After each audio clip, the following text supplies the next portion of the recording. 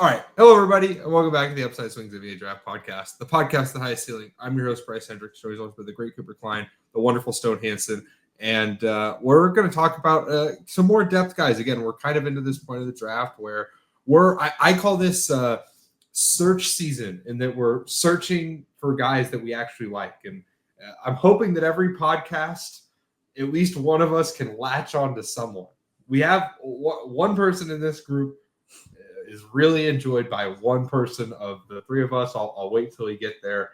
But before we get to any of these guys, Coop, Stone, my friends, how you guys doing? I'm doing well. I'm incredibly excited. I am that one person to talk about this group of players.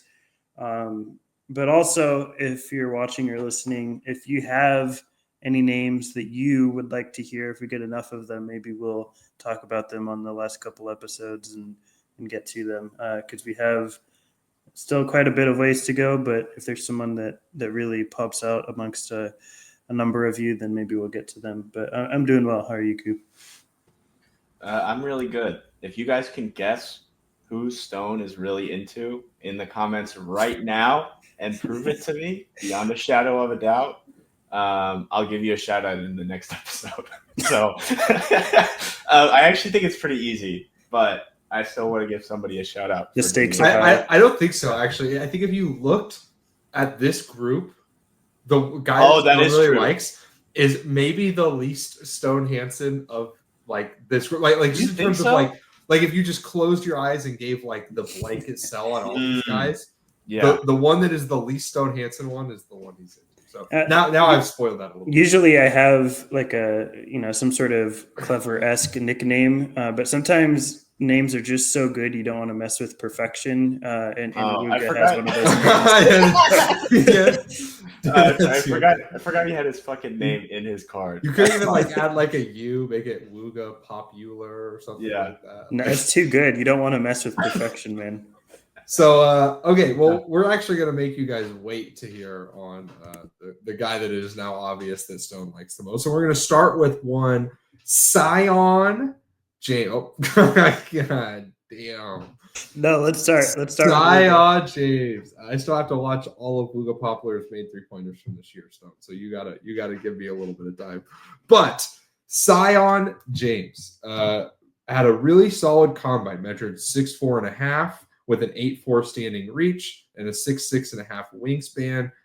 Kind of small hands, at least partially. For someone his size, his hands are like comparable size-wise to Todd Pettiford, which is not great. But really good vertical leap, and just kind of had an impressive season as either the fourth or fifth guy on this Duke team, however you want to word that. I would have him fifth, but I would have Terry Proctor sixth. So, but that's a discussion for next year. But Sion had a successful season despite not putting up crazy stats. 8.6 points per game, 4.2 rebounds per game, 2.9 assists, 0.8 steals, 0.3 blocks on 51.6, 41.3, 81 shooting splits. He did start his career. He played 4 years at Tulane before transferring to Duke. So he was a fifth-year senior this year. He's a December 4th, 2002 birthday, so he's 22. His rookie season will be his age 23 season. He'll turn 23 this year. For what it's worth, that's a pretty young for his class. Like for these fifth-year seniors, he's very young, but also he's still a fifth-year senior. So, you can only take so much away from that. He is about the average size or the average age for a senior, you would kind of say. Maybe a little old for like a normal senior, but not crazy. He actually kind of had the Cooper Flag age curve his freshman year. This season, he had a 7.9 box plus minus, 127.8 offensive rating, only a 17% usage, which is obviously, very low. But this Duke team had a lot of guys that, a lot of mouths to feed offensively. 58.8 effective field goal rate, 63.5 true shooting, both really good numbers. 14.2 defensive rebound rate, 3.7 offensive rebound rate, pretty good as well. The number that took a huge jump this year from where it was in the past, his assist rate went way up, 18.9 assist rate. Now, again, how much of that is him? How much of that is playing with Cooper Flag and Con Knipple and Con Malawak, Tyrese Proctor even, who's to say. 16.6 turnover rate, that was also fairly high. which is maybe a concern. 1.1 block rate, 1.9 steal rate. Those stock numbers I do think maybe undersell some of his defense, and we'll talk about that. 46.1 free throw rate is pretty good. He's always had a high free throw rate. Never had a free throw rate below 42. And actually, as a freshman, where he played fairly limited minutes, it got as high as 58.8. He dunked 17 times this year. Shot 58.9% on 124 close twos. Only took 18 long twos, but shot 44% on him. Took 100 total free throws, so not like a crazy amount, but an okay amount for 81%. And then did shoot 41.3%, but he only took 75. And he really only took them when he was, as I wrote it in my notes, butt, booty, naked, wide open. So that he was not really a very high volume 3-point shooter by any means. Coop will go ahead and give us kind of just the sell on Sion, and then Stone and I will kind of ask our questions and pick our nits from there. So Coop, the floor is yours. Sion, the big sell to me is this guy who's tough, knows how to make the right play. He can screen, move off the ball, and can effectively play out of the corner on offense. Most of the time when you talk about a guy who's a corner player offensively, it's like you do nothing else and you just sit in the corner, or you're like a Peyton Watson where all you can do is like really back cut and maybe take an open 3 or 2. I think Sion James is like really opportunistic. I think he reads the floor pretty well. He was happy to be like the 4th perimeter option. And even though he had a slightly higher usage than a guy like Mashak, I think Mashak had plays run for him all the time. Sion brought the ball up, would go sit in the corner and run screens, but basically everything that he did was he fought for it. He was out there fighting, putting up the, hustling, or he'd get like an open shot or 2 when Flag or Knipple got doubled, or they saw a really hard help from his side. I think he's just smart. He's willing to come in and, take a tough role. Came from Tulane, got recruited to come play at Duke because he's just so good at knowing how to play his role. Started for probably the best team I've ever seen in my lifetime and may ever see again, and did his thing. And this is a guy who is tough defensively. You can stick him on guards. You can stick him on some smaller wings. He's just a pain. His screen nav isn't great, but he's fighting through everything. He's a bother in the lanes. He rotates well. He switches well.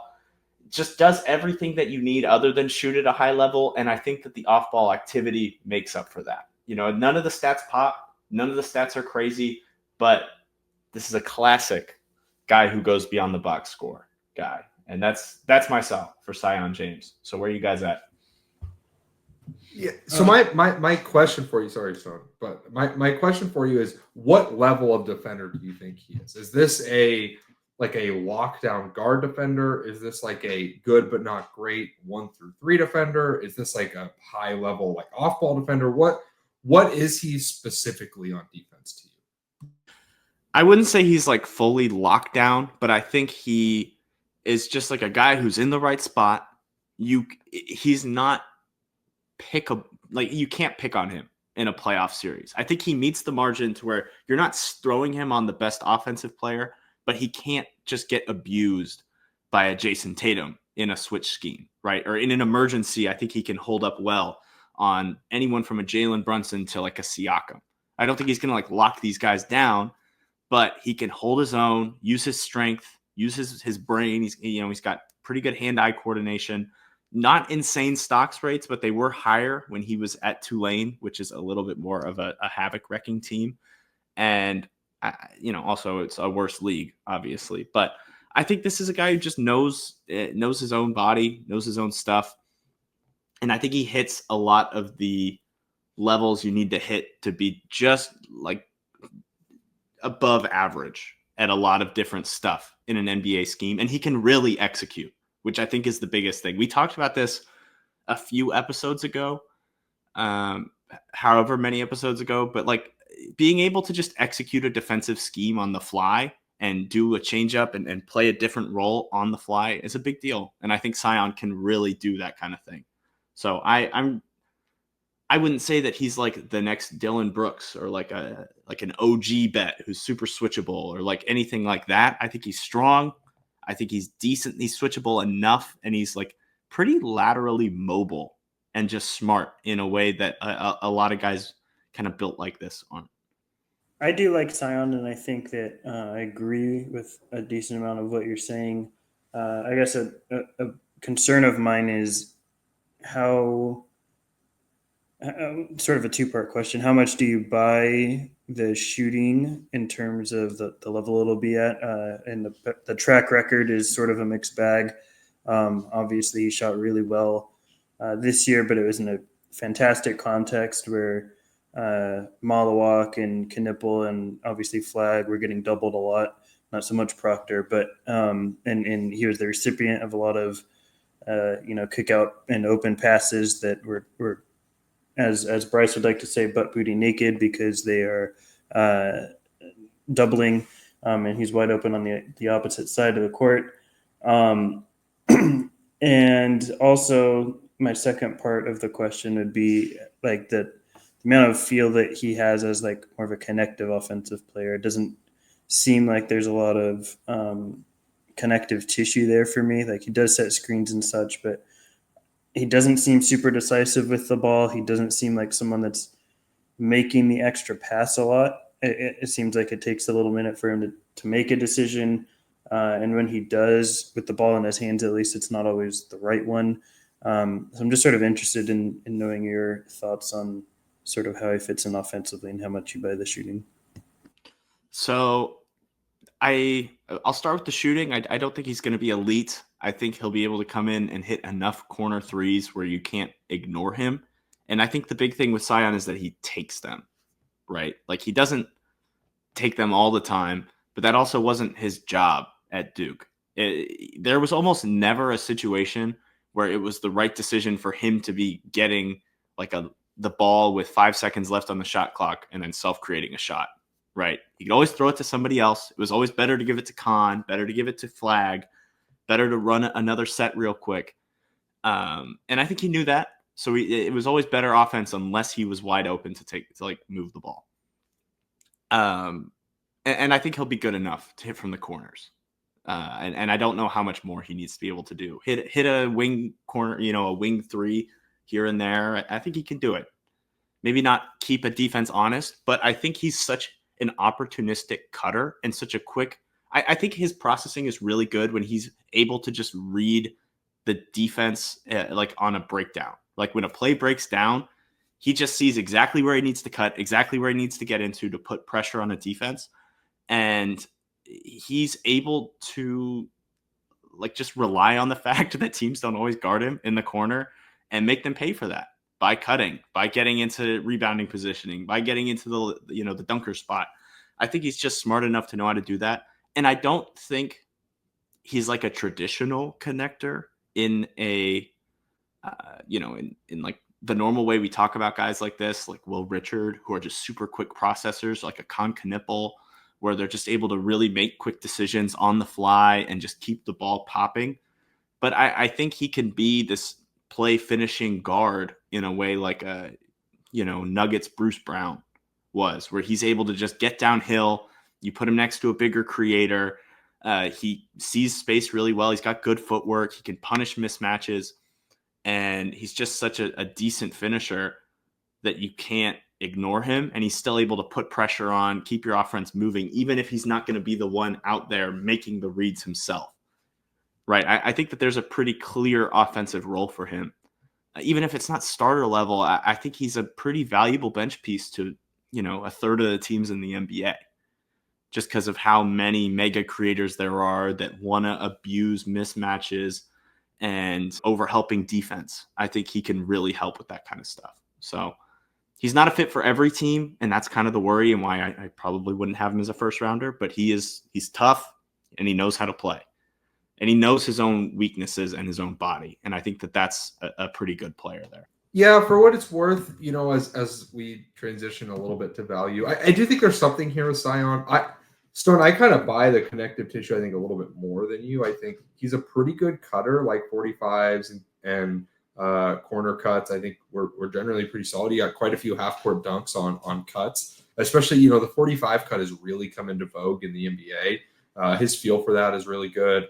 I think He's a really good off-ball screener too, which matters. I think the biggest issue is just I don't think he's a very good shooter. Like he can really only hit wide open corner ones. It's a really slow release. It's very mechanical, and I kind of think all of his basketball skill is kind of behind. Like he's pretty rough with the ball, in my opinion. Like he can every once in a while do like a little push dribble and get to the rim, and he's a surprisingly solid athlete, in terms of getting up for dunks, but he was still like a pretty rough finisher.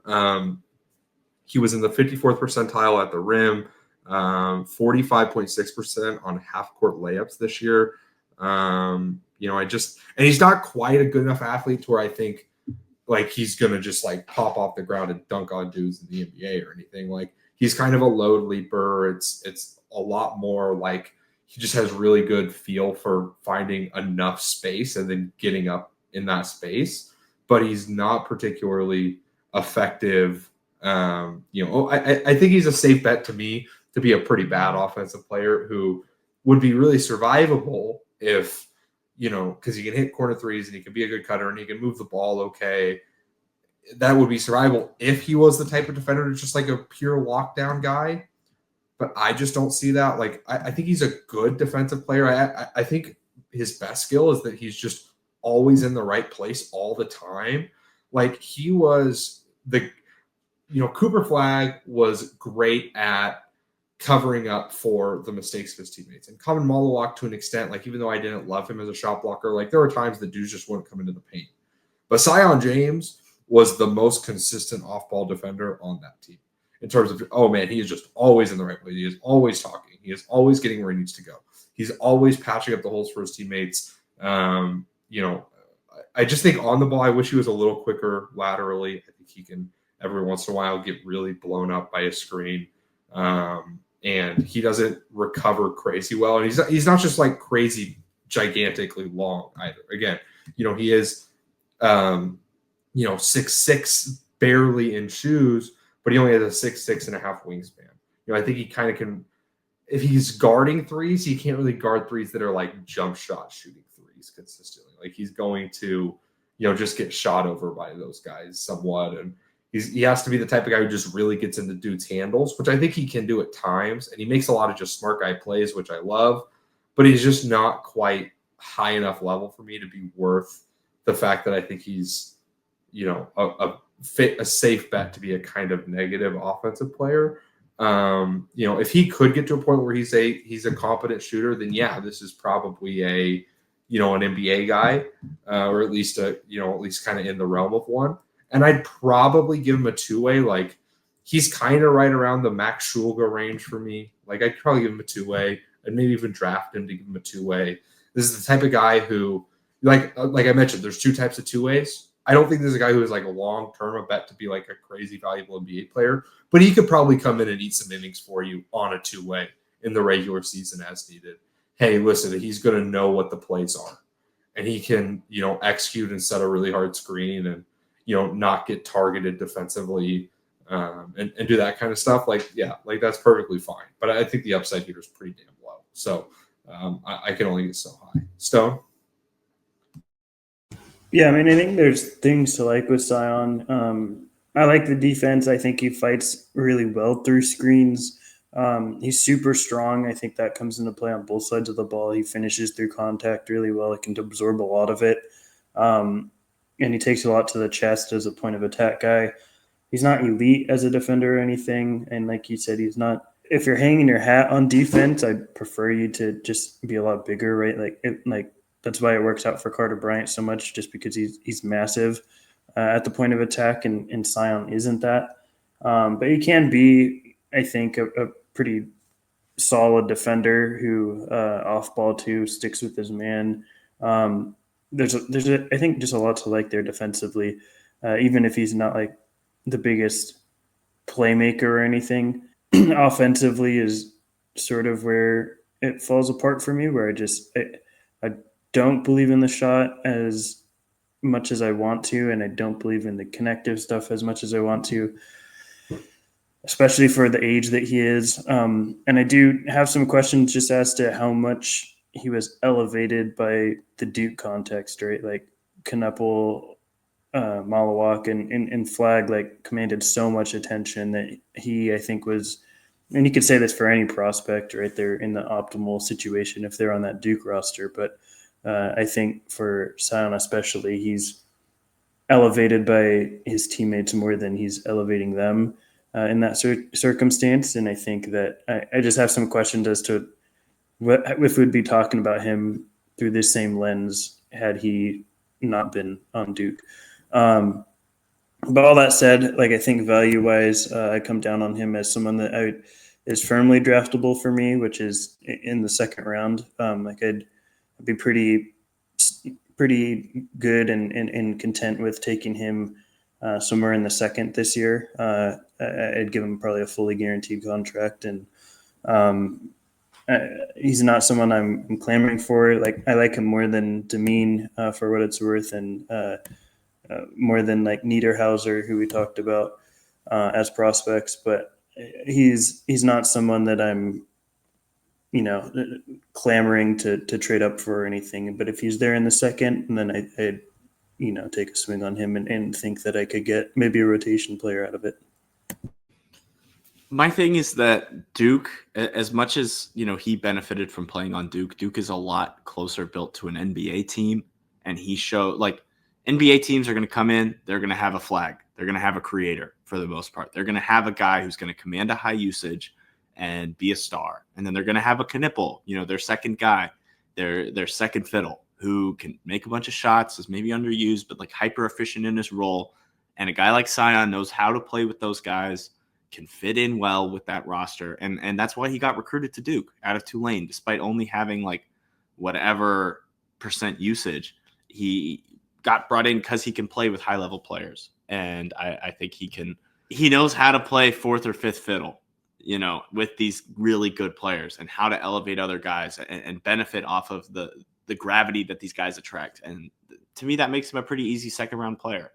I don't buy that he's like a super high end starter. I wouldn't take him in the first, but if you get him in the 40s, that's a super great snag. This is a guy who could be a winning player, and I think could be like a 5 to 10 minutes switch up guy in a rough playoff game where you need a guy who can just come in and execute some bullshit, right?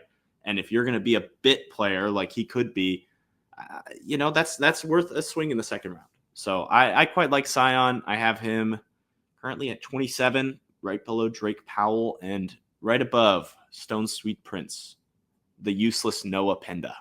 So if you guys are ready to move on to our next guy. That's real hate. That's a real hater. Okay, let's move on to a guy that has been on the prospect radar for a while. You could change it. It's fine. That's who we are going to talk about. A guy who has been on the prospect radar for a while, but has, I feel like never taken the leap. I remember, tweeting about him during his sophomore year, being like, man, this guy is just really interesting. He's just like a super high energy defensive player, all this stuff. And just never, it just felt like it never all the way clicked. That's Jahmai Mashak. Mashak measured at the PIT at 6'3" 3/4. He was also invited to the G League Elite Camp, where actually he measured differently. So I'll use the G League Elite Camp measurements. 6'2" 3/4, really worrying. 6'7" 3/4 wingspan. 8'4" total standing reach. Big hands, which is nice. Sort of underwhelming vertical numbers. This season, or actually I should say, he's from Rancho Cucamonga, California, which sounds gorgeous. He's a November 10th, 2010 birthday, or 2002 birthday, so he's 22. He's about a month older than Sion James. This season, during his this was actually only his normal senior season, but he entered high school, comfortably later.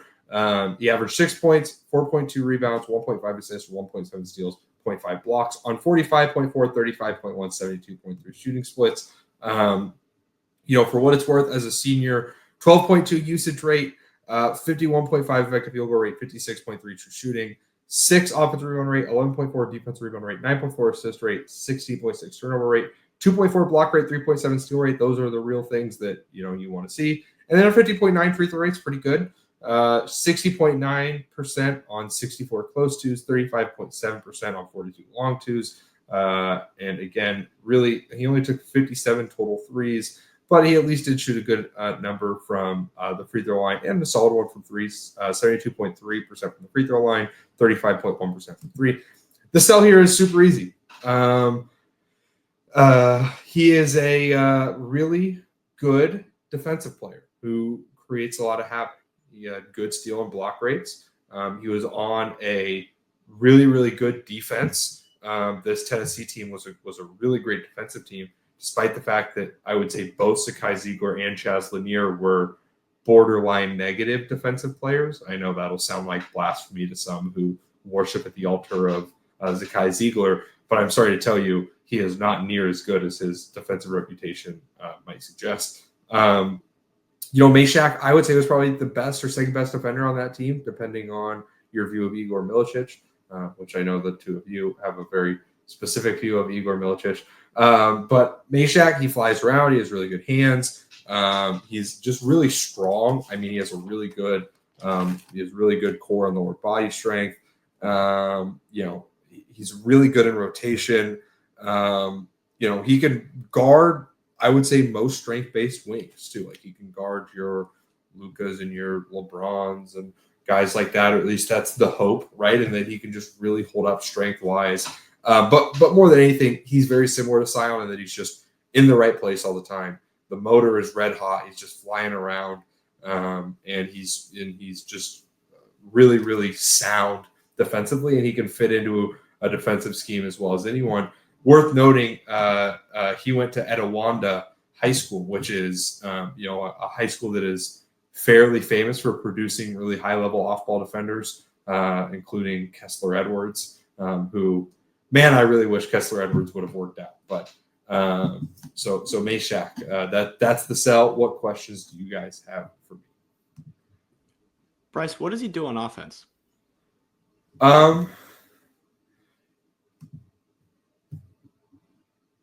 You guys just heard that for about 3 seconds there. That was the sound of Jahmai Mashak playing offense.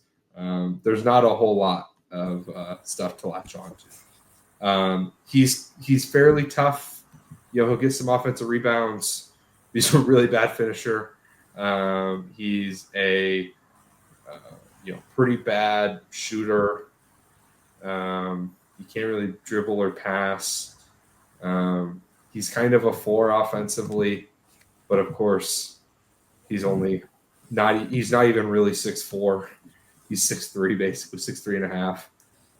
And he's a 4 offensively and not a good offensive 4. A stand in the corner and crash the offensive glass here and there offensive 4. I think the real sell is that this could maybe be like Alize Johnson defensive or offensively at time. He's smaller, but he could just be that level of offensive rebounder. That would be maybe the sell. I don't know. That's all I got. You sound really convinced. So, yeah, I'm doing such a good job. I'm like 20 spots after that. Yeah, the sell is not as easy as he thought it might be, I suppose, because the offense is just brutal. It is. I don't know. It just. And we get some comments that were too harsh, and I try not to be, but it seems like he at times just doesn't know what he's doing when he has the ball in his hands in a way that is similar to how we talked about Jovic coming out defensively. Like, he just doesn't know what to do on the basketball court. I think he is a good cutter. I think defensively, like, I don't have much to add that he's a great mirror defender on the perimeter, and I think sticks with guys off ball really well. But offensively, like, I don't think the shooting's good. He can dribble. He just has no idea where to dribble, it feels like. It just feels like he's very raw offensively, especially considering the age that he is. And it makes it really difficult see how he meets the threshold to stay on the court to get the value out of the defense that he does have. So that's, I guess my question is, you answered like what he does on offense, but is there anything on offense that allows him to stick on the court besides just like cutting? No. You hope he can make corner threes. Listen, this is cart ahead of the horse. I wanted to like Mashak coming into this because he's a guy that, again, I really liked 2 years ago, and then he's kind of just been on my radar. The more I looked at it, at a certain point, you can't go this long without improving. This year actually was his career low usage rate. Now, it was his career high true shooting, which is nice, but his career low usage rate. And that is mostly because it was his career low in offensive rebound rate. And that's where some of his usage came from. But he's just too small for what he is. If he was Jared Vanderbilt's size, I think that this would be a real NBA prospect, because I do think he's legitimately, like, he's really good defensively, but he's not good enough defensively in the way where you can get away with being this bad of an offensive player. Like, the guys that could be this bad of an offensive player and play and still play meaningful minutes on the floor are very, very few. I mean, it's Rudy Gobert and very few others, and Rudy Gobert is 7'1" and can catch a lob. And there was a time, people forget, there was a time when Rudy Gobert was probably still like a top 10 to 15 offensive center in the league, just because he used to like dunk like 11 times a game. Like, so it's just, I want to like Mashak, but the improvement track record can't be this bad. And that's really what it comes down to for me. Very few skills have meaningfully improved over his time at Tennessee. And again, as much as I like the defense, I don't think he's not like just such a shutdown corner that you can put him on someone and say, okay, they just won't like be a factor in this game. Like, it's not like they can just put him on Luka and be like, man, no one defends Luka like this. But I think people forget, like, the best defenders in the NBA, wing defenders, were better offensive players than Mashak. I mean, Herb Jones averaged like 19 points per game his last year of college. Was the SEC Player of the Year.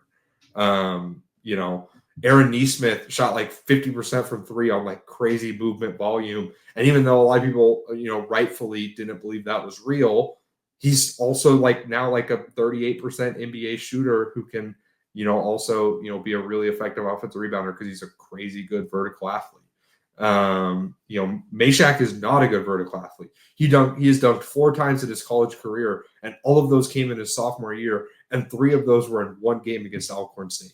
So it's just a really like he has very little lift. To me, this is another guy. He's just not really a prospect. Again, as much as I wanted to like him, I actually probably would want him on my summer league team, like more than I would want Lanier or Proctor. So even though he's going to be in the same tier as those guys, like, he would be one of my first summer league calls, because I want a guy that's a little bit older who is just really good rotationally. He's going to play hard. And so, like, if I need to hold one of my guys accountable, like, let's say in the first round, you draft Ace Bailey. And Ace Bailey's on some bullshit in summer league. And you want to prove a little point to him. Jahmai, let's go. Let's go. Show him how to actually play fucking defense. Like, that's what Mashak is great for. And someday I bet you Jahmai Mashak will be a great college basketball coach. And he's going to make like the top 100 assistant coaches in college basketball list. Like, and that all the power to him. That stuff is great. And a lot of what he brings to the floor is very intangible in that way. But the NBA has less and less room for intangibles. The intangible guys are still just way better scorers than Jahmai Mashak. And that's really what it comes down to. Do you guys have any other kind of loose leaf thoughts here? Yeah, I mean, he's a priority summer league guy for me as well. And this is, for what it's worth, like, I think this is a guy that is capable of having a pretty successful overseas career in an overseas league where the offensive limitations aren't as brutal against maybe some worse athletes than he would be facing in the NBA. And the defense can be even more valuable against more worse athletes. All right. Hello, everybody. And sorry for some technical difficulties. I think Coop is going to give you guys a little explanation on what happened in the meantime. But we're moving on. We got Mashak out of the way. We talked about Sion James. It's time to talk about maybe Stone's favorite basketball player in history, and that is Wooga Poplar. Now, Wooga is someone who I want to get a little bit ahead of. We had PD Webb on the podcast like 3 or 4 years ago. We're like, who are some under the radar freshmen we should have our eye out on? And he did bring up Wooga Poplar, and he said Anthony Edwards' level bounce off his left foot, and I think that is accurate. Now there's still a lot of other questions with him. He's been a 4-year college basketball guy now, but he was, a guy who was constantly on the radar in his 3 years at Miami, and then he transferred, and I think you could maybe say fell off the radar a little bit. But Wooga measured 6'5" with shoes at the PIT, did not even get a G League invite. G League Elite Camp invite, which is not a great sign for his prospect of, but has not been the end of the world for anybody. He has an 8'5" standing reach, only a 6'6.5" wingspan, with kind of small hands, 8.5 inch hands. He is 2-guard sized, I would say. Not an undersized 2-guard, but not really the level of standing reach or length that most threes have. Now, you could argue that maybe he could get there strength-wise and height-wise. He's at least, the size of like an Aaron Nesmith height-wise, but he's smaller than him in terms of his wingspan. But, still wing size, you would say, and the NBA has gotten increasingly more able to use varying types of wings in varying spots. This season at Villanova, he averaged 15.3 points, 7 rebounds, 1.5 assists, 1.3 steals, 0.3 blocks. He shot 46% from the field, 38.7% from three, 85.6% from the free throw line. He's a January 5th, 2003 birthday, so he's 22 years old. His rookie season will be his age 23 season. For just a few advanced stats, I don't want to go through everything. Just kind of some of the really good things that are worth noting. He had a pretty high usage, 24.1% usage rate at a 58.4 true shooting. Those are good numbers. He had a 22.5% defensive rebound rate, which is a pretty good sign for someone like this, especially when you consider that he was playing a lot of his minutes with Enoch Boakye and Eric Dixon. He was really contributing on the boards. He did have a negative assist turnover. 1 block rate, 2.5 steal rate. Neither of those numbers are like elite, but not bad. The 26.6% free throw rate's not great, but did dunk 18 times, and those were fairly powerful. Shot it well on jump shots as well. 9.93 point attempts per 100, and again, 38.7% from out there. 85.6% from the free throw line. Has always, and that's his lowest number over the last 3 years. He's been at 86.4 and 86.7 the 2 years prior to that. Has always been a fairly efficient long two shooter as well. Stone, you're the guy that loves Wooga. I think Coop and I are going to spend some time pushing back on you a little bit. But what's the sell here? Why are you so in on one Wooga Poplar?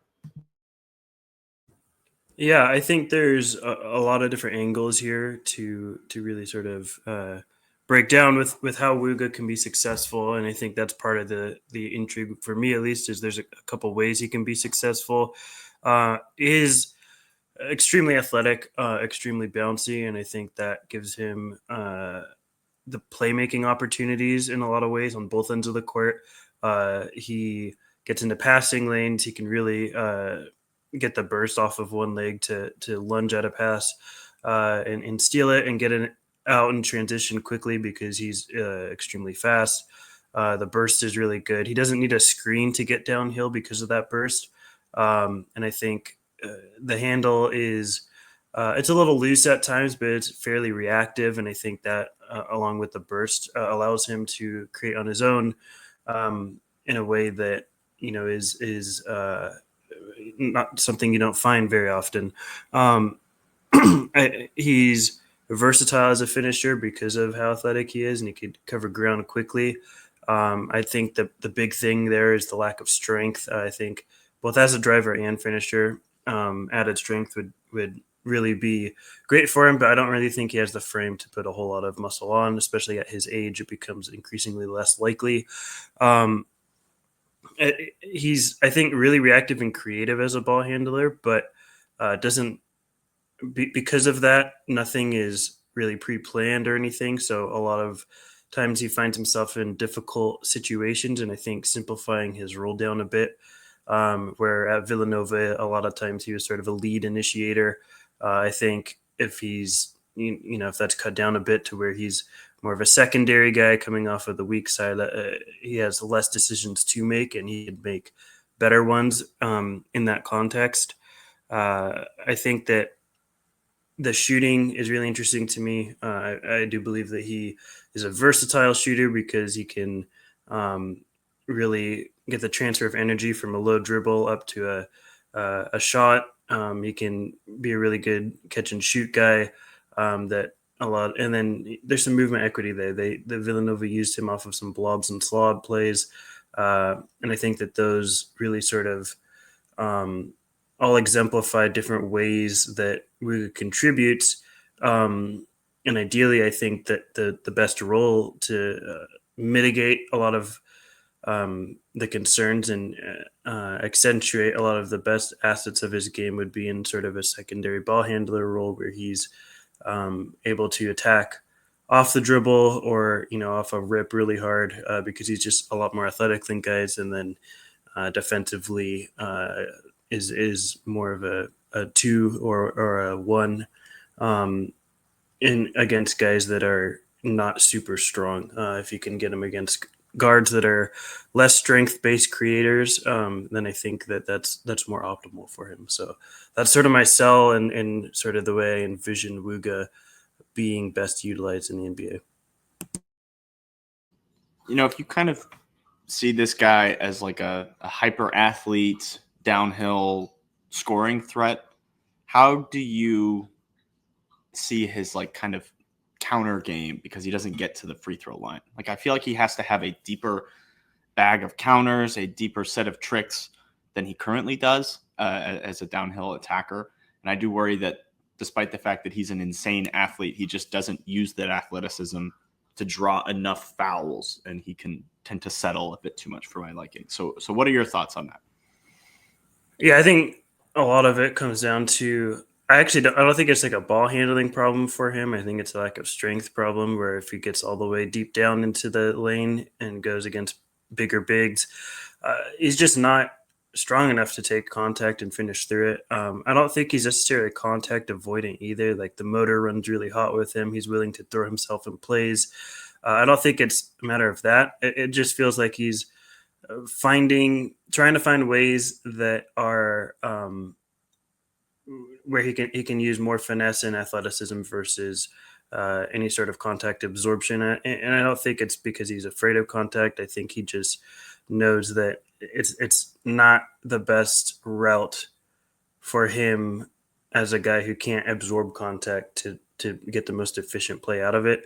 And it's an issue, right? Because I think at this age too, especially, like that's something that you would want to see and it becomes less likely, like I said, to add sort of strength, especially with this frame. Like he doesn't have super built out frame to be able to add a lot of weight, I don't think. So I think for me, the biggest thing is it's the lack of strength versus handle. And I think even with that, though, there's opportunities where we saw throughout Villanova, like even though he's not getting fouls, he's in the air, can make adjustments and reads in the air, which is important. And I think can pass out of the baseline, can do wraparounds and different things because he can stay in the air for quite a bit of time. So it's a piece of his game that is missing, I think, and I don't have a ton of optimism that it'll be there long term because it just hasn't since, and he doesn't have a frame to significantly change it. But I do think that there are other things he does around the rim that still make me intrigued, and I think he is versatile. Like, he's not someone that's just going every time with the same hand or going for a layup all the time. Like, I think because he can stay in the air a while, he has a lot of in-air adjustments that he makes that he could still be a finisher at the rim despite not being someone that draws a lot of free throws. Yeah, so I think my biggest question for you is, you know, and I know you mentioned some that would have to do with the change in role, but he is someone who has throughout his whole career had a higher turnover rate than an assist rate, and his assist to turnover ratio has gone down every year. And again, that combines with a really low free throw rate and, you know, a very inconsistent steal rate to just make me really question the feel. So what do you see on tape that maybe doesn't show up on the stat sheet that makes you think that his feel is NBA level, you know, for someone who's going to be 23 years old as a rookie? Yeah, well, I think it's a distinction that's important to make between NBA level at what role, and like I said, I think in a secondary role, it's you're still going to have issues. Like, Wooga is a kind of player that there's going to be ups and downs. He's as a coach, you're going to be frustrated at times, but he's also going to make great plays through that. And it's just something you're going to have to live with. Like, I'm not sitting here trying to sell you as Wooga's, an elite decision maker all the time. I don't think he is. But I do think you mentioned that assist to turnover ratio going down. And that is in combination with his role increasing each year. And I think that it points more towards he's just not someone that's probably able to handle much point guard primary initiating role each year that I've watched him. The level of offensive decision making burden has increased for him, and I don't think that it was the right move to be able to mitigate some of the turnover issues. And I think it's not that he's a bad passer. I don't think he's super inaccurate as a passer. I don't think he's making a lot of just ridiculous, terrible reads. But I think a lot of it is he's so reactive that he is forced to having to make a decision super quickly a lot of times because he doesn't have a plan a lot of times as a driver. And there's ups and downs with that because you're reactive where the defense, it's hard enough for the defense to not be able to, you're not predictable in a way the defense can pick you off and know what you're going to do every time. Like some guards are just, pre-programmed to do everything the right way. But it's also, a hindrance in the way that if with more decisions to make, there's more opportunity to make the wrong one. And I don't think Wooga consistently finds the right one as a ball handler. And I think that is a hindrance to him. And for me, points towards the fact that I don't view him as any sort of primary initiator. But I think in a secondary role, there's room for a lot of the good parts to come through, even though there's going to be downs regardless of what role or position you put him in if he's handling the ball. Yeah, no, that's fair. I do think that that does kind of lead me to, another kind of question I'll throw at you. If he is not going to be a lead initiator, that likely increases the importance of his shot. And listen, he's been a good shooter over the course of his career. Some numbers on that. This last season, he was in the 63rd percentile, or excuse me, he had a 62.7% effective field goal rate on 161 catch and shoot shots, which was in the 91st percentile. Only in the 52nd percentile on off the dribble shots. He's never been a particularly efficient off the dribble shooter. He was in the 79th percentile on catch and shoot shots last year, though. So he's gotten better as a shooter, and he's consistently made shots. Like I said, he's always been a great free throw shooter, which is important. But for me, I just really question the mechanics. And specifically, is this someone who can get it off, at the NBA level? He has a really low release that's out in front of his face. It's really flat out of his hand. He struggles and has to really compensate for power the farther out he is, in my opinion. And then the tighter defense is, he has to do all this kind of wonky stuff to create space for it, because he can't just like rise up over someone because it's out in front of his face. He has to lean back, or he has to like do some weird shoulder throws or whatever. So what level of shooter do you think he is? And do you think that's going to be commensurate with him providing, high enough offensive value as a non-initiator? Yeah, I mean, I think the shooting for me is the sell is, I think he's a versatile shooter. Like, I don't think he has to be dependent on having enough space as a catch and shoot guy only, because you mentioned he has to do some of that funky stuff, but to me, like, he's displayed that he is capable of doing a lot of that funky stuff, where he's doing step backs to get a shot off, or side steps in, because he has stride length and a lot of burst to be able to catch defenders off guard. Like, he can create that space in a pinch. I think that he's a low dribble guy, and he gets really good shin angles, and I think that allows him to misdirect guys into thinking that he can keep going, and he's got pretty good deceleration. So there's a lot of room for him to stop from a low dribble, rise up and lean backwards and get space in that way.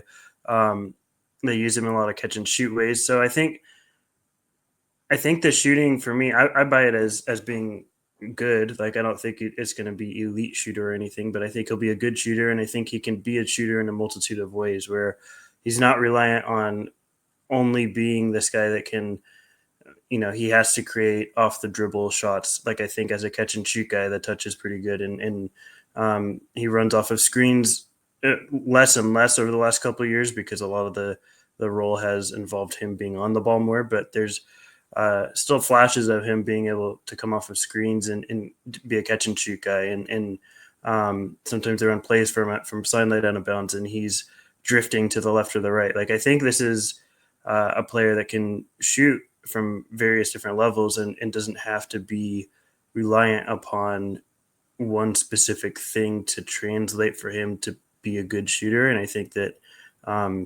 that versatility allows him to play that role of an off guard, where he can be on ball and create space for himself at times, but if he's going against a bigger defender, then you can run more actions and plays that involve him getting open off the ball. So I think that's sort of the way I perceive it. And I think that he's going to be a good shooter. I think that he's sort of already displayed to me that he's capable of doing those funky things to get himself opportunities, even though I agree it is a low release. And then my last question here that I think is incredibly important to his value is, what level of defender do you think he is? Because that's what I struggled with most in his evaluation, and what I've always struggled with most. I mean, I think the sell for the beginning of his career was, man, this is an elite defender, because he's just so athletic, and he's was fairly strong when he was younger, for his age, and he has good hands, and he just plays really hard and all this stuff. But I'm just not sure that's really consistently translated. So, Stone, in your opinion, what type and level of defender is he? Yeah, I mean, I think that where you're going to extrapolate the vast majority of his defensive value is through defensive playmaking, and that's more of like in a roamer type role, a guy that can move across the court, and he has great ground coverage despite his size. Like, he's not a huge guy or anything, but I think his ground coverage play is much bigger than his actual frame is. He has great strides, gets really good verticality, contesting shots on closeouts. I mentioned already, like, getting into passing lanes and how he can get into transition very quickly. So I think defensive playmaking in a role where that's pretty much all you're using him for, I think there's a lot of value to get out of that. Like, there's not a lot of defensive playmakers that have the tools that he has.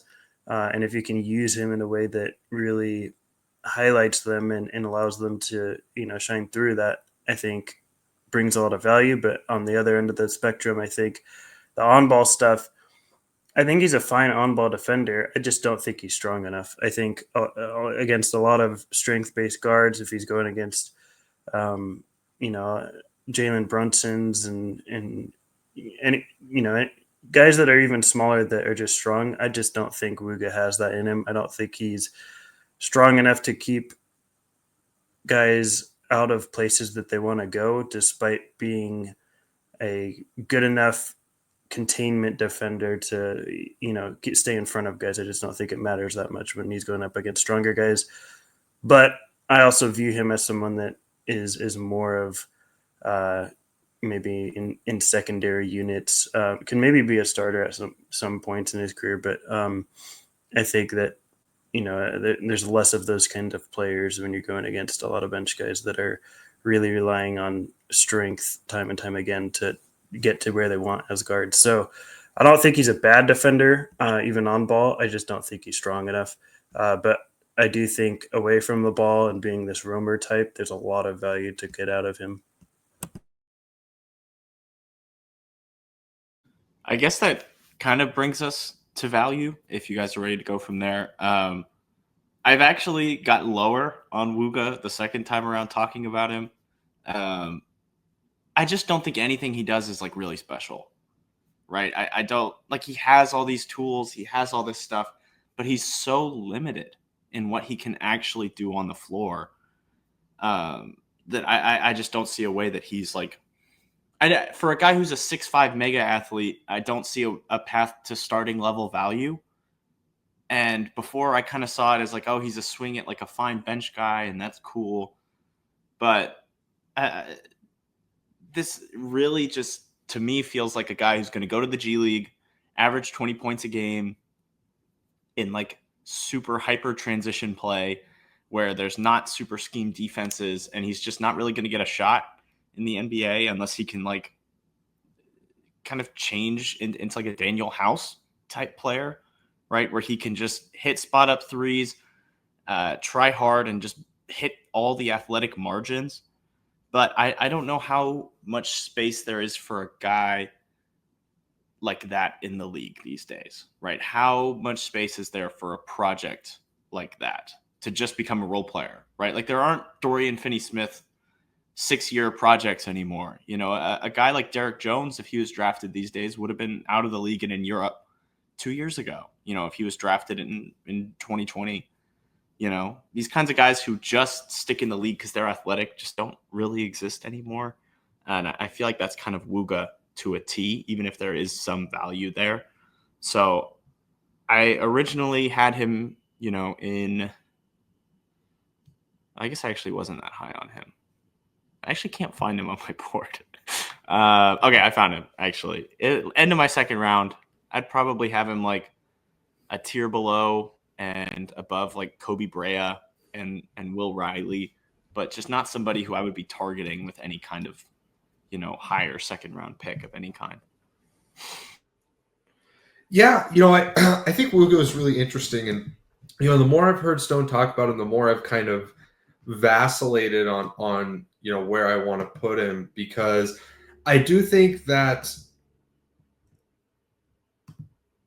I think the path is pretty narrow. I think he's the type of two guard that has to get to a level where he can defend the other team's point guard, make enough shots away from the ball, and then just be simple in terms of attacking closeouts, and you know, running the occasional kind of second side action here and there as a scorer, not really as a playmaker. And for what it's worth, I think like the fact that he's a little higher usage, you know, points well to that. I do worry that the feel here is just too low. Like he gets lost so often defensively.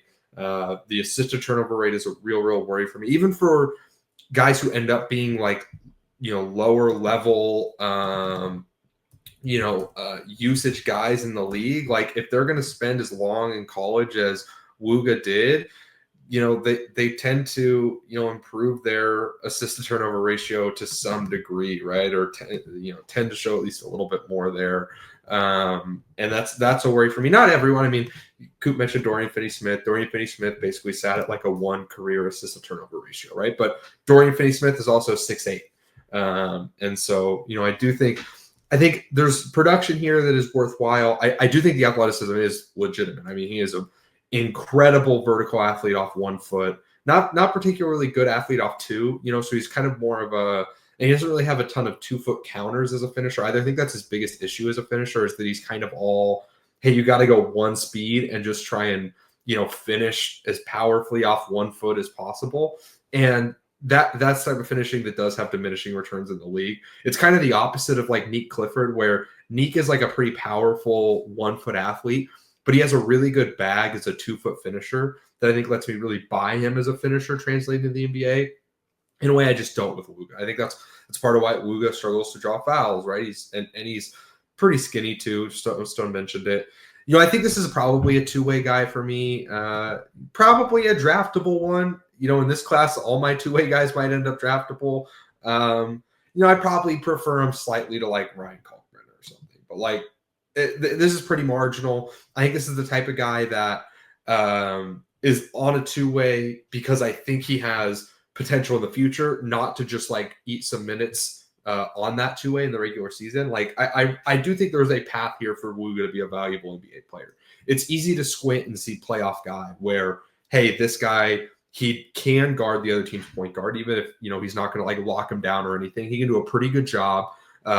He can, provide you some stuff getting out in transition, even pushing the ball in transition. He's a good rebounder, right? And the motor does run hot. And he can hopefully just make enough shots. There's a Ben Shepherd outcome here for sure. Like Ben Shepherd, I think, was probably a little bit higher field, but was probably a less impressive athlete. Was not the type of winner early in his college career that Wooga was, right? Like I do think things like that can matter. So I like Wooga. Stone, I think you boom me up on him, but not quite up enough that I don't think I would give him a full contract. So I just don't think there's quite enough there for me to latch on to. But Stone, I know you really love him. Give kind of your take here. Yeah, I'm gonna give my closing sell to hopefully have him move you up a little bit. Where I think that he's, I think there's more pathways to success than probably both of you guys do. Where I think that the shooting is versatile. I think there's room for him to be a secondary guy. I think he can attack closeouts amongst some of the best names that we've mentioned in this class. Like his shin angles and his speed are just so good that I think he can collapse defenses as a secondary attacker. Like, if you're able to do that, I think there's a lot of value there, and especially for teams that can make the open man more obvious for him. Like that's, if you can attack a closeout in the way that he does, there's just a lot of offensive equity to be had. And defensively, I think if you can still be a good shooter, a good closeout attacker, someone that draws help on your own too, especially not having to be reliant upon someone to create for you, then I think that defensive equity is the threshold's a little bit lower, but I still think he provides a lot of defensive equity as this playmaker. If you just put him in a role where you're having him chase the ball around the perimeter, you're going to have 5-on-4 opportunities. He's going to, give the other team some easy looks at times, but he's also going to make plays on the ball. He's going to be someone that can really close out hard, really attack strong. And if he's doing that and is the athlete that he is, can get a lot of easy points in transition in that way. So we've seen guys too. We saw it in the playoffs this year. Like there's, they're very different players, but just in a sort of havoc creating role. We saw Russell Westbrook had a lot of success with the Nuggets this year, where he's, not someone that you're you're putting in every situation in closing minutes, but he did make some valuable plays this year for the Nuggets in crunch time in the playoffs, where he's getting steals at the end of games. He's able to attack guys because he's just so much more athletic down the middle and split a defense and get an easy dunk with 3 seconds left to go on the clock. Like there's room for opportunity for those sort of things to happen with Wooga, and I think that that's just there's a lot more value in that than the way he's being discussed, which to my knowledge has pretty much been not at all. I don't really understand why. Even if you view him as more of a second round guy, I feel like he should just at least be in those conversations. I understand that I'm much higher on him than everybody else. I have him 21st on my board, which is just above, just above Max Schulga, who we just talked about. I would draft him in the first round. I think there's a lot of value there, and maybe I would wait till the second just because nobody else is talking about him, and I could get more value out of picking him in the second. But I view him as a first round caliber talent. Yeah, no, that's fair. And again, we're at this point now too in the draft where we're hoping to find guys that we really latch onto. I think Coop and I don't know, Coop, if you're going to drop this before or after we talk about John Tonji, but Coop and I kind of found a little bit of that spark for Tonji, even though I don't think we could get as high on Tonji as you are on Wooga. But no, I think it's absolutely fair that guys like this are worth a bet. I actually think maybe my biggest and this sounds like almost reductive, but if Wooga Poplar had like a 6'10" wingspan, I'd probably be with you that I would at least maybe not first round, but I'd probably draft him and give him a full contract. I think his lack of length does show up some in his production, and I do think that affects his ability to be like a top end defender, right? Like length does really matter, especially guarding.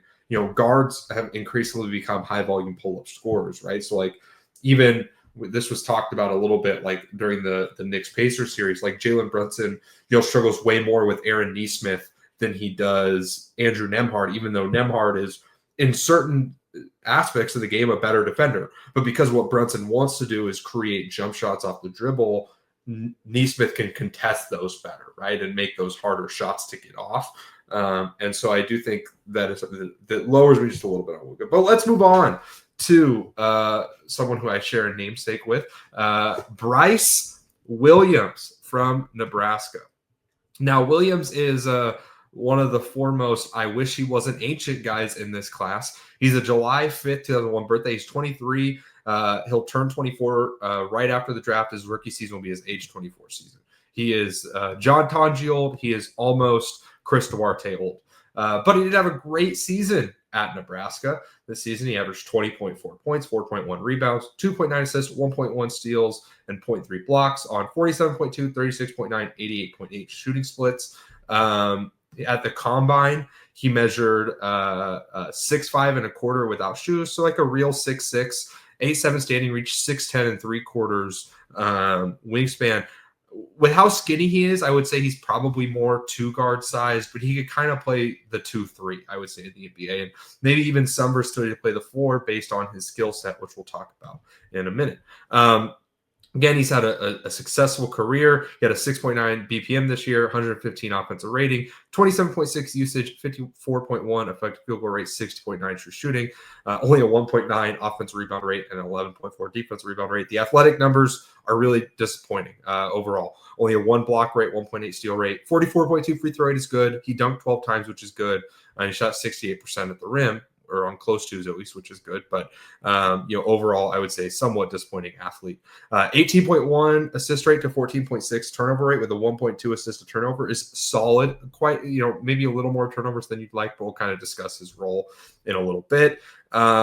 Did shoot well, shot 88.3% on 214 free throws, 42.9% on 175 long twos, only 184 threes, which is not the volume I really wanted, especially when you consider how many long twos he took. But he did shoot 37%, 8.9 3-point attempts per 100. He's always been a great free throw shooter.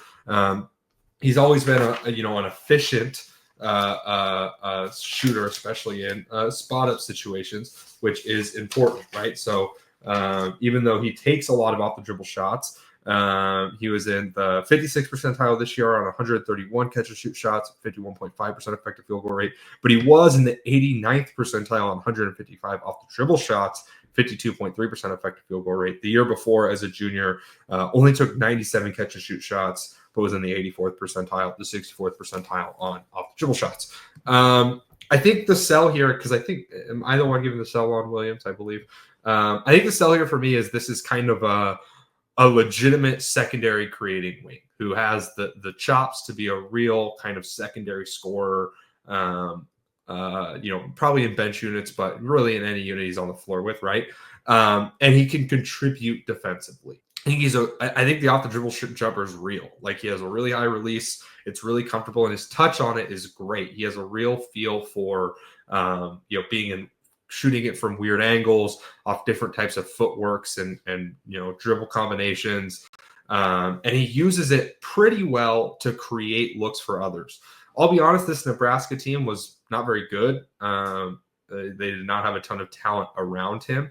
And I think he did a lot to elevate that team as kind of their lead playmaker. He was basically their point guard, even if they wouldn't list him as such, because he was the second tallest player on the floor a lot of times. He was basically their point guard. And he did a lot of creation for them. He ran a lot of pick and rolls. He came off handoffs a lot. And he is a really good, in my opinion, at combining manipulation with reading as a passer in those situations, right? So he does not have great rim pressure. That's just the truth. He's not a particularly efficient finisher. He dunked more than you would think, but and he shot okay. 62.7% at the rim on 134 attempts is good, but he only took 91 out rim attempts in the half court, which is not like a crazy number. And it was even worse his junior year. He's much more of as a scorer, he's much more of a threat as like a pull-up guy, right? That's really what he wants to get to, is that off the dribble shot. And that can be worse for manipulating the defense unless you reach a really high bar. So, I understand here that the cell is high, right? Like, it's going to be tough for him to reach that. But I think there's a pathway here. And I like that he has already developed in terms of his ability to manipulate using that off the dribble jumper. If the big step's high, he has a really good feel for both pocket passes and lobs. He can throw skips coming, especially in the middle of the floor, especially if he's able to throw them back the way he's coming from, right? If the tag is coming from the backside, he's pretty good at throwing those. He's not like some great, passer, but I also think his assist rate is undersold because of the teammates he was playing with, right? So I think he's a competent passer with a potential special skill in the off dribble shooting. And I also like the defense a good amount. I think his low man rotations are really good. He's not great on the ball. He's pretty under athletic, but he's really good at meeting guys outside the lane. He is, able to chop his feet and close out and kind of stay with guys. Despite his skinny frame, he doesn't just get pushed around. So while I don't think he will be like a good NBA defender, I think he can be a solid one. And I think he can be I think there's a path to him being like a really good offensive player in the NBA despite the age. Not like a star or anything, but the type of guy who contributes to really good offense, fairly early in his career. Again, the role comp is like doing kind of what Joe Ingles did on the Jazz when he was with those bench units, where he was basically like the bench point guard. I think there's a pathway to Brice doing that. Well, also, I think he could contribute as an off-the-ball guy with his shooting and, even some movement shooting here and there. So what questions or pushback do you guys have for me on Brice? I guess for me, how useful do you think the creation stuff is when he, in my opinion, can't really create much for himself on the ball? Like he can't get downhill on his own.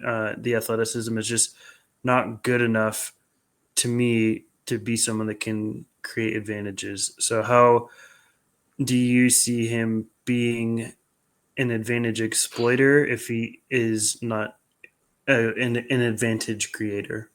See, I think he can be a better advantage creator than he got to show a lot. Again, teams were able to kind of key in on his drives. He's not like a crazy athlete or anything, but I think it does have, pretty good use of pickup points.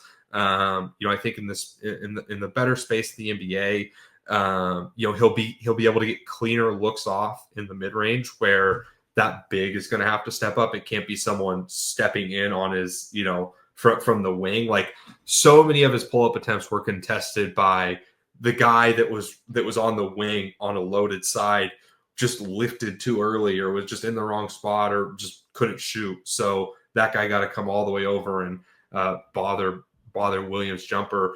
Again, it's not going to be kind of the traditional downhill advantage creation, but I would say that pull-up shooting is its own type of advantage creation. And I almost think it goes underrated sometimes because, the NBA got so focused on, or at least the scouting community got so focused on rim pressure. And I still think rim pressure is the most important type of advantage creation. And I think people are overlooking it because of how defenses are shifting to take that away and forcing guys to take mid-range shots. Like, yes, the most important thing is getting downhill.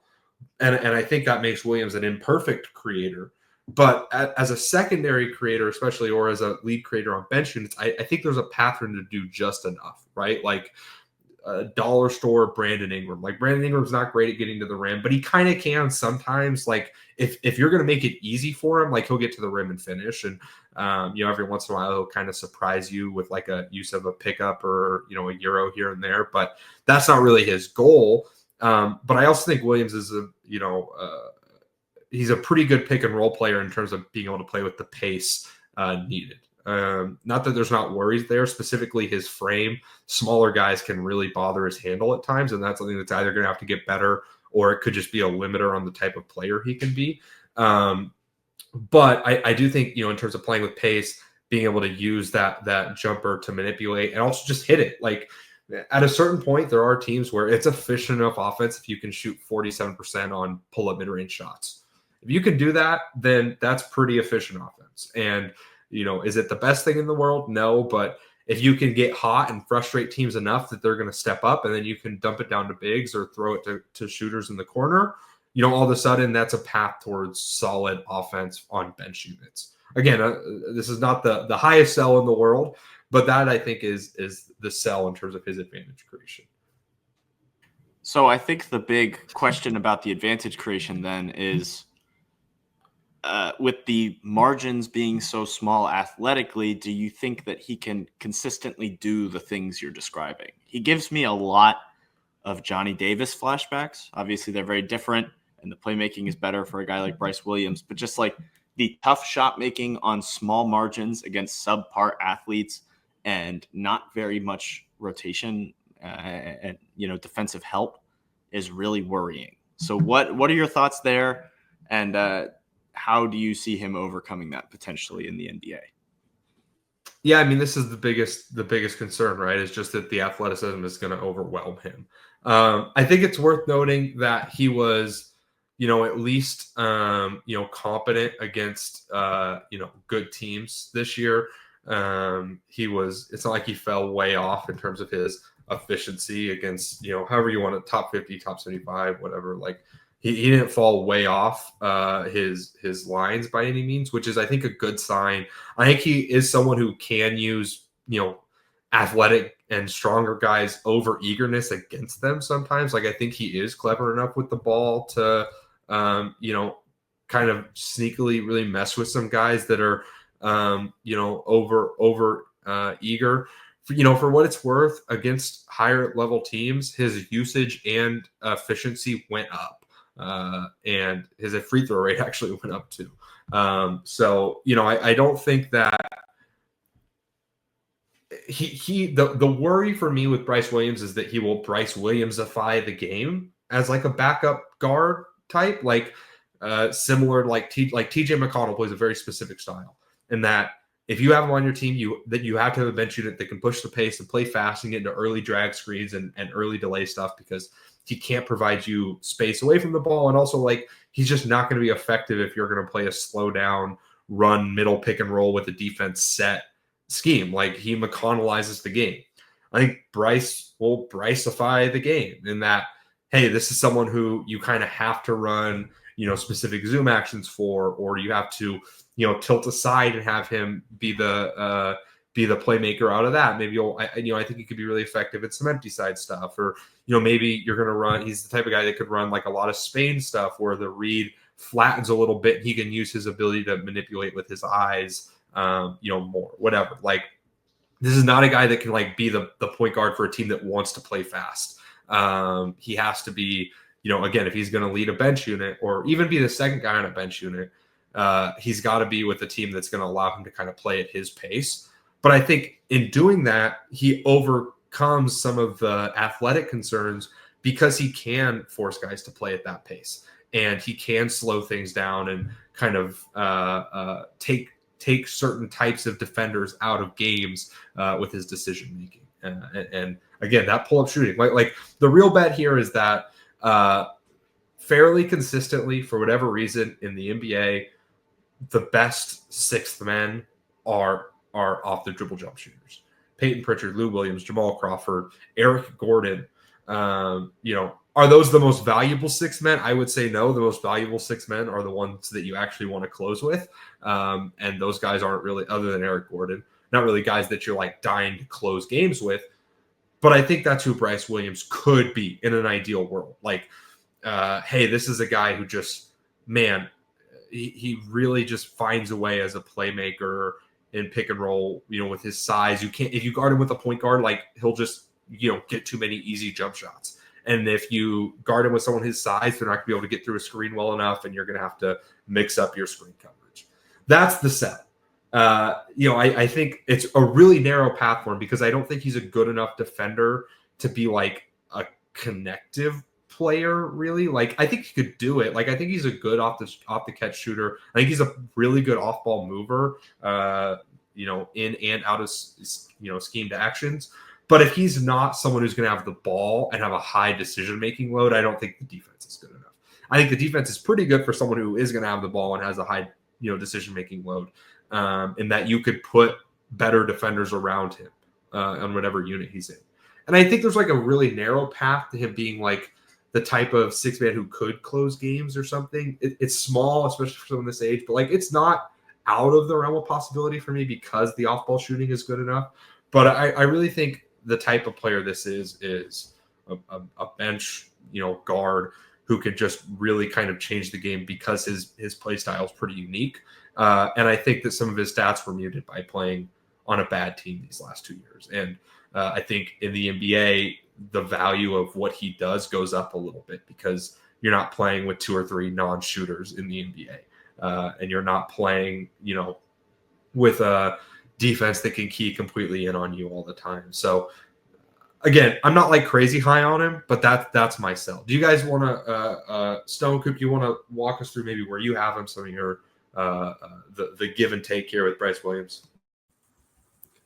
Yeah, I think for me, the big issue with Brice is that I don't think he's a great advantage creator with the ball because I just don't think he's athletic enough. I think he's a really tough shot maker because he has to be a really tough shot taker because he can't really create the best space for himself on the ball. And I think that's an issue. I think that without that burst, it's really difficult for me to buy him as an on-ball guy a whole lot. But I do think that there's a lot of pull-up equity there. I do really buy the shot. I think that he's a really good shooter and projects to be one. I think that he's really good at making the extra pass in sort of that connector role. He wasn't in it very often this year at Nebraska, but I think that there's flashes of him making a lot of the right decisions as an extra pass guy. I don't think as an on-ball guy too, that the other thing I didn't mention was that I don't think he's super decisive. I think that once he gets the ball, he has to wait a few seconds to figure out what he wants to do and then start that process. And I think that hinders a lot of the on-ball equity for me. Defensively, he was used in sort of that roamer role, that havoc creator role that I just talked about with Wooga. And to Brice's credit, I think he fulfilled it to an admirable degree. But I think against NBA athletes, it's not going to be feasible. I just don't think that he's athletic enough to create that sort of defensive havoc that is needed, and especially in a way that transitions over to the other end of the court for easy looks. I think he actually was a decent on-ball defender against opposing guards. He's a lot bigger and longer than a lot of them, and it allowed him to be able to cover up a lot of mistakes. Even though he doesn't make a ton, I think he's a fairly polished defender at the point of attack. Against burstier guards, that's the issue. I think the hips are kind of slow. I think his foot speed is really slow. Doesn't allow for him to be much of a recovery defender. But if he can be this really solid 3-point shooting with some pull-up equity guy and defensively a point of attack guy against a lot of guards that'll be smaller than him, I think there's a lot of decent value there. I don't know if I'm supposed to give where I have him on my board yet, but I will now that I have the thumbs up. If you're watching on YouTube, that would make sense. But if you're listening on a podcast, you're not seeing that. And I would say that on my board, I value him as like a firmly draftable guy. I think that I would definitely give him a full contract in this class. Numerically, I have him right at 33, right below Trey Johnson for me. But I think that there's, a decent amount of equity there for a guy that can really space the floor and, in my opinion, be a solid point of attack defender. I think ideally, like, this guy would absolutely kill in Liga ACB, the top Spanish league. Like, I think he's just built for that. He when I watch him, he looks like a Spanish league player, and I think he could, be an MVP level player in that league. And if he ends up there, that's a really good league to be, that caliber of player. But I think that even if he doesn't make the NBA, there's a lot of room for opportunity for him to be a really good professional player overseas. For what it's worth, I take your point about deliberateness, and I want to let you know that I agree. I think he is a very deliberate decision maker, but I actually don't think that limits the on-ball upside very much. I think he gets away with being a deliberate decision maker on the ball because he can be manipulative, he can play at his own pace. I think that's another thing that lowers his upside as like a connector guy. He can make connective passes, but that's not what he's at his best doing. Now, I do think, again, it could take a step up in the NBA. For what it's worth, for like as bad as Nebraska was talent-wise, Fred Hoiberg is still like he was an NBA coach. Like, and I know we sometimes think like, oh, like winning and losing is everything, and he was not a good NBA coach or whatever. But like they ran some nasty shit, and like when it came time for him to make quick, decisive decisions, running that stuff, he was good at it. His teammates just flubbed it a lot. Like there's a lot of times where like he would come off a really good action that got him like super open to a handoff, and the big steps up and he dumps it off to his big, and the big just loses the ball. Like it just hits off his hands. And then every once in a while that wouldn't happen, and Braxton Villa throws down a huge dunk, and it's like, oh my gosh, like look at this, he's just got that dimer package. But I do think there's maybe some of the deliberateness that might be mitigated in the NBA, but I take your point. And I also, it's easy to see some Zanon Musa here, eventually top Spanish league player. But Coop, where are you at with him? I do want to ask, do you see a world where he could have this like Kyle Anderson career path where he's just his positioning so good and he's, like 6'7", can shoot a little bit, and just makes the right play off the ball, can do a little bit of creation stuff, and just like play more of an off-ball scaled back wing role who just makes the correct decision over and over again? Do you think that's like a route he can take? I mean, I think I'd be pretty shocked to see it be like in that Kyle Anderson realm, and that he's not that type of defender. And that's what I worry about, like as the usage scales back. Like I agree with you that he's good at generally being in the right place, but he's a worse athlete than Anderson, and he's smaller. So like he can't even be as impactful as Anderson. And the truth is, Anderson, the way he developed to be valuable defensively in the league wasn't just like he's in the right place, but also he just got to be a really good on-ball defender in a way I just don't think Williams can be. He's just too skinny. Again, I think if I were to compare him to anyone in terms of like a high end, it'd be like that version of Joe Ingles with the Jazz, where he's like a secondary creator who I don't think he would be as good defensively as Joe Ingles, but just in terms of like, I think there's, if he's going to play a scaled back usage role, I think it's a lot more like the Duncan Robinson types. Like that's really, it's actually, he can just really shoot on the move in a way he just hasn't really shown, because he kind of has that touch and funk, and then he can really operate DHOs as like the third guy on offense. But even Robinson, part of what got him paid is that he was kind of the lead guy on those bench units. Like even if he wasn't actually, like they ran the plays with him and Bam Adebayo. Like that became like the core of their backup offensive unit, like, yeah, that's a, so I just don't know that there is such thing as like a low usage role for Williams. I just don't think he's a good enough defensive player for that. Even though I do think, again, he's survivable for what he is. Does that like answer that question? Yeah. Just I can't get the thought out of my head just because it's two unathletic, taller guys who are pretty smart. I like him enough. I'd probably take him in the late second. I have him above Ryan Kalkbrenner. I have him at 32nd in my second round tier. Just guys who can really play like this are pretty rare, even if the athleticism is limited. I think guys who know how to play the game at a really high level and have this kind of like actual high level backup potential with a couple different roles they can play just because they know how to play is pretty rare. I think he's pretty fit specific, like you talked about. But to me, the entire second round is just, does this guy fit with what we want to do? And will he get the shot to develop? And if you have that space, then take the swing on Brice Williams. He's a better swing than a lot of other guys who are going to go in the second round. So I like him enough. But where are you at with him? Yeah, for what it's worth, this is my top two-way target. And again, two-way targets are kind of whatever, right? Like I even say in my on my board, like order doesn't matter because they're all two-way targets. But I would draft him like fairly highly if I could get him on a two-way. Like I would probably take him at like 39 on a two-way, like in an average draft. In this draft, it's probably going to end up being a little higher. I don't think there's going to be a ton of guys I have draftable on full contracts left. Right now on my board, he's at 32. Him and John Tonji are like my top, like those are the guys I really want on two ways right now. And the reason I want them on two ways is because they're old as shit, and I think you're going to know on them pretty early. If they were younger, I'd want them on full contract. Like even if they were normal senior age. If they were 22, I'd want them on like normal contracts, I think. But because they're both like 24, I think Tonji's rookie season is his age 25 season, if I remember correctly.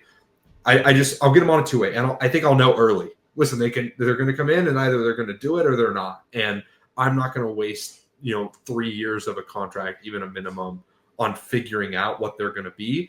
And then also, if you get them on a two-way, you get them on a Hinkie special, which is that 4-year deal where every year is non-guaranteed. That basically every two-way player just like agrees intrinsically they will sign for some reason. And so again, I don't want to get too deep into like cap minutia here, but like I prefer these guys to like Danny Wolf or Max Shulga or Wooga Poplar, Ryan Kalkbrenner, like a lot of guys that are kind of popular, like upperclassmen names. I'd take Brice Williams and John Tonji ahead of those guys fairly comfortably. So anyways, that's all we got for this video or podcast or whatever. I'm trying to like change it in my mind to call it the Upstate Swings Draft Show and not Draft Podcast. It's kind of a different thing, but we hope you guys enjoyed. Make sure you give us a like, rating, review, all that fun stuff. If you're watching on YouTube, like, subscribe, hit the bell for some notifications. Leave a comment. What'd you think of these guys? Is there anyone in this group of four that you're really in love with that you think is underrated? These are consensus second round, undrafted guys. But I think, like I said, this time of the draft is for finding people to fall in love with. And, sometimes that means falling in love with guys that are, you still would only give a two-way, i.e. Brice Williams, but that you really believe in. And that's part of why we do the podcast and not just put out a board, is because I really want to talk through, hey, I think Brice Williams is good. And if he hits, I want to post this podcast. I don't just want to say he was 33 on my board, which, maybe is wrong. You can make fun of my process all you want, but that's why we do the podcast. So that's everything we got. This has been the Upside Swings NBA Draft Show. We hope we hit our ceiling. Thank you. Yes! Our dark magic. Yeah, our dark magic. Our spells were working. Let me do my quick dance. Okay. Yeah, probably just something wrong with that room then. So yeah, I bet. Yeah, that's what you guys don't realize. Coop had to physically change rooms. He was in a little dungeon area where his wife had him locked up. Yeah, being too annoying. She had me chained away because I was too loud during the show. I was laughing too hard and having too much joy in the Now that Coop is married, he's realizing there's like an upper limit. Like you can only be so happy once you get past that limit. So, okay. That's married life for you, fellas. Okay, we need to record. Okay, yeah. We got a time crunch. Coop, you did spell that wrong though. There's a C before the K in Mashak. No way. Did I actually do that? Dude, I misspelled his name twice. Oh my god. Yeah. Dude, I misspelled his name in my name too as Jamai. Holy shit. Okay. I'm gonna fix this while you talk. Okay.